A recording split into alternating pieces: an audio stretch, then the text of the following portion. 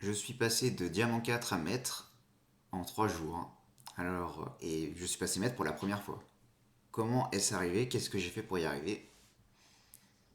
Retour donc sur ces 3 derniers jours de jeu, qui ont été assez intenses, hein, je joue beaucoup en ce moment. On va partir de cette série de défaites. Donc, avant cette série de défaites, j'étais à 50% de victoire, hein. J'étais vraiment bloqué. Le fameux hard stuck. Donc, j'arrivais pas à progresser en fait, et je me demande, je me suis, et après cette série de défaites, je me suis vraiment remis en question. Je me suis dit, mais qu'est-ce qui se passe en fait? Est-ce que j'ai vraiment atteint ma limite? Qu'est-ce qui se passe? Pourquoi est-ce que j'arrive pas à monter?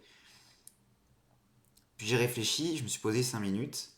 Je me suis dit, mais en fait, non. J'ai vraiment le niveau d'aller au-delà du diamant. Je sens clairement qu'en termes de vision de jeu, je suis au-dessus de quasiment tous mes adversaires. Même en phase de lane, alors que je joue Garen, phase rush, donc tous mes match-ups sont défavorables. Mais malgré le fait que ces match-ups soient défavorables, je m'en sors à égalité ou au-dessus de mes adversaires la grande majorité du temps. Et donc je me dis, c'est pas possible, en fait, c'est pas mon niveau de jeu, le diamant.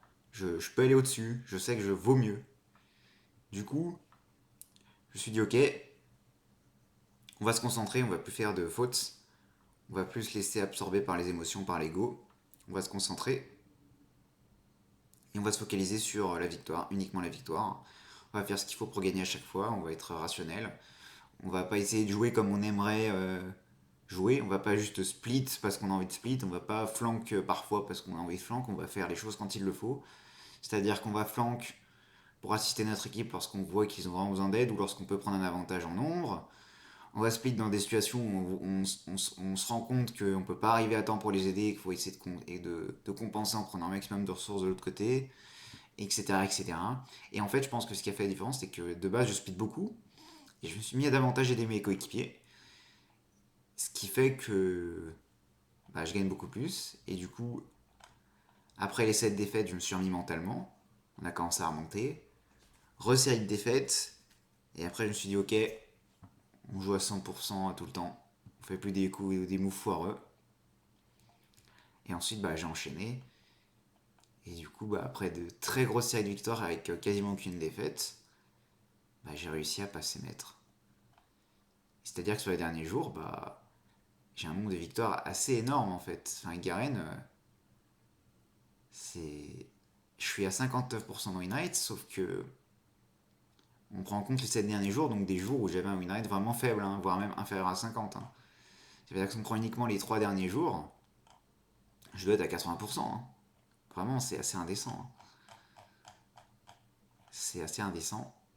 Et ce qui a vraiment fait la différence, c'est mon état mental. Si vous voyez, c'est pas comme si que j'étais en 20 000 zéro et que j'avais fait tout le boulot dans la partie en fait. Bien sûr, j'avais des coéquipiers qui ont fait le taf, mais j'ai clairement apporté ma contribution dans toutes les parties, même dans des parties où c'était l'horreur en fait. Genre là par exemple, j'étais face à Vayntop, je vous raconte pas la phase de lane, hein, c'est une horreur. Hein. C'était une horreur. Et toutes ces parties-là, en fait, on se concentre, on fait notre boulot, on évite de crever. Et voilà. Hein. Mais en fait, c'est pour vous dire qu'on se rend pas compte à quel point notre état mental nous influence. Hein. Le fait de penser chaque partie, de ne pas jouer en pilote automatique, d'avoir un œil sur la carte en permanence, d'essayer de savoir où est le jungler adverse, est-ce qu'il va invade ma jungle par exemple, est-ce que je peux assister mon jungler, ou est-ce que je peux juste défendre ses camps pour faire perdre du temps au jungler adverse. Essayer en permanence d'avoir un bon état de wave. Comme ça, lorsque je fais une rotation, je perds rien ou je perds peu. Très important aussi. Back au bon moment. Toujours essayer de se poser la question où est mon adversaire? Qu'est-ce qu'il fait? Et rien qu'en jouant de cette manière-là, même avec un champion comme Garen, un champion très simple, en fait, on gagne. Il faut être régulier. J'ai quand même quelques défaites sur ces derniers jours, mais elles sont très marginales. Et il faut juste pas s'apesantir dessus. Il faut aller de l'avant. Et voilà. Hein. Du coup, j'espère que ça aura peut-être pu vous inspirer, vous remotiver pour vous dire que vous pouvez le faire en fait. Que faut pas, il n'y a pas besoin d'être un monstre pour passer maître. Il suffit simplement d'être constant, d'être régulier de ne pas péter des câbles durant ces parties, hein, parce que clairement, ça m'est déjà arrivé. Je crois que la partie où j'ai le plus pété un câble ces derniers jours, c'était celle-ci. Après qu'il ait mes dives, j'ai pété un câble en fait. Là vraiment, ça m'a rendu fou et j'ai fait n'importe quoi, hein. Voilà. Et bah sur ce, je vous dis à la prochaine. Ciao!